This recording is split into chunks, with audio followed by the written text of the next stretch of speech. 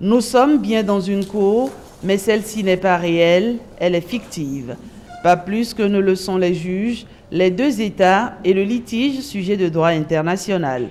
L'exercice ici est pédagogique et oppose pour cette finale la République de Grand Popo, représentée par l'Université libre de Bruxelles, le défendeur, à celle de Lomé-Land de l'Université de Sherbrooke, le demandeur. Les critères qui vont servir à évaluer les étudiants, c'est d'abord la connaissance du droit international public, le raisonnement et les réponses aux questions qui ont été données. Il y a aussi les questions de forme qui sont importantes, donc les habiletés oratoires, la capacité des étudiants à bien s'exprimer et enfin, un dernier critère, c'est les observations finales. Le cas mis en situation est une composition du professeur Dandy Amou, co-organisateur avec son homologue Ibrahim Salami de cet événement soutenu par le réseau francophone du droit international. Le thème de la compétition, en fait, c'est du droit international, mais on les a fait travailler sur l'affaire dite de la plateforme de CMMIT, qui met en jeu, en fait, des notions relatives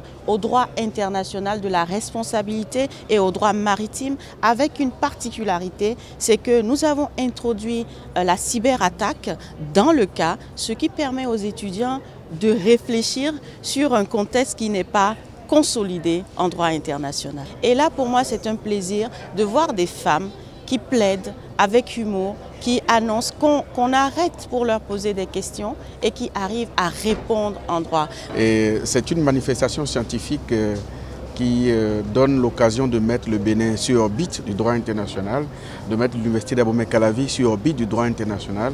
Après l'exposé des arguments et la délibération du jury, dirigé par le président de la Cour internationale de justice, Abraham Roni, l'Université de Sherbrooke du Canada est sacrée championne de l'édition 2017 du plus prestigieux concours de droit international dans le monde francophone.